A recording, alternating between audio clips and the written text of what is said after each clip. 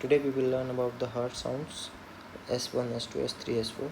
S1 is produced during the closure of mitral valve and tricuspid valve, and S2 is produced during the closure of pulmonary valve and aortic valve, and S3 is a pathological as well physiological heart sound in which which is heard when there is rapid filling of ventricles. It is physiological in the athletes or the sports person, and it can be pathological in a person more than 35 years of age. The S4 is produced when the atria do forceful contraction against the stiffened ventricle. So, and note one thing, that sounds are not produced during the opening of valves.